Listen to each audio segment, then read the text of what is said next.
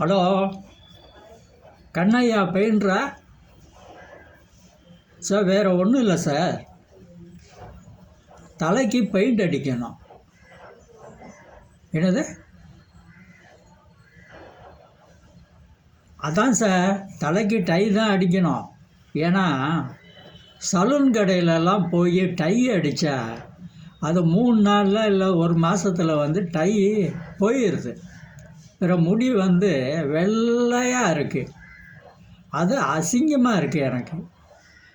நீங்கள் பெயிண்டரு தானே?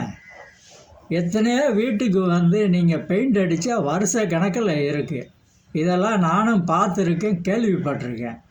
அதனால் என் தலையில் வருஷ கணக்காக அந்த பெயிண்ட்டு இருக்கணும், கருப்பாக இருக்கணும். அதனால் நீங்கள் என் தலைக்கு பெயிண்ட் அடித்து கொடுத்துருங்க. அதான் எனக்கு நல்லது. என் தலை இனிமேல் வெள்ளையாக இருக்கக்கூடாது, கருப்பாக தான் இருக்கணும்.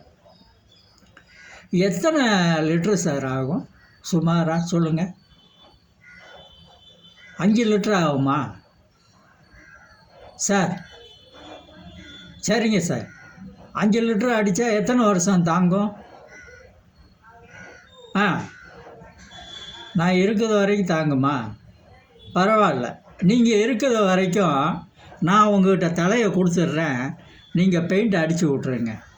சீக்கிரம் வரையெல்லாம் நான் பெயிண்ட் வாங்கி வச்சுருக்கேன் சார். எந்த கடையில் வாங்க? உங்களுக்கு கமிஷன் எங்கே கொடுப்பாங்கன்னு சொல்லுங்கள், அங்கே வாங்கிடுறேன்.